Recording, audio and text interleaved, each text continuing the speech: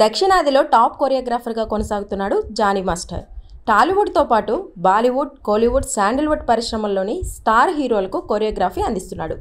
ఇక పవన్ కళ్యాణ్కు వీరాభిమాని అయిన జానీ మాస్టర్ ఏపీ ఎన్నికలకు ముందు జనసేన పార్టీలో కూడా చేరారు. ఆ పార్టీ తరపున పలుచోట్ల విస్తృతంగా ప్రచారం నిర్వహించారు. తాజాగా జానీ మాస్టర్ ఓ వివాదంలో చిక్కుకున్నాడు. అతను గత కొంతకాలంగా తన మీద లైంగిక వేధింపులకు పాల్పడుతున్నట్లు మరో మహిళా కొరియోగ్రాఫర్ పోలీసులకు ఫిర్యాదు చేసింది. ఫిర్యాదు తీసుకున్న రాయదుర్గం పోలీసులు జానీ మాస్టర్పై కేసు నమోదు చేశారు.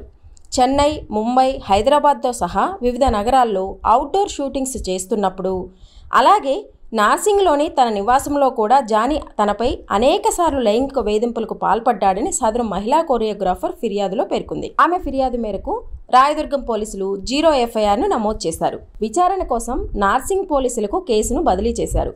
జానీ మాస్టర్పై ఐపీసీ సెక్షన్ 376 క్రిమినల్ బెదిరింపు, గాయపరచడంలోని క్లాస్ 2 కింద కేసు నమోదు చేసినట్లు పోలీసులు తెలిపారు. ఇక గతంలోనూ జానీ మాస్టర్పై ఓ కేసు ఉంది. 2015లో ఓ కాలేజీలో మహిళపై దాడి చేసిన కేసులో 2019లో మేడ్చల్ కోర్టు ఆయనకు 6 నెలల జైలు శిక్ష విధించింది. తాజాగా మహిళా కొరియోగ్రాఫర్ ఫిర్యాదు మేరకు జానీ మాస్టర్పై మరో కేసు బుక్ అయింది. ప్రస్తుతం జానీ మాస్టర్పై కేసు నమోదు చేసిన పోలీసులు ఏ క్షణమైనా అతన్ని అరెస్ట్ చేసే అవకాశాలు ఉన్నట్టు తెలుస్తోంది. మరి జానీ మాస్టర్పై వచ్చిన ఆరోపణలపై ఆయన ఎలా స్పందిస్తాడో చూడాలి.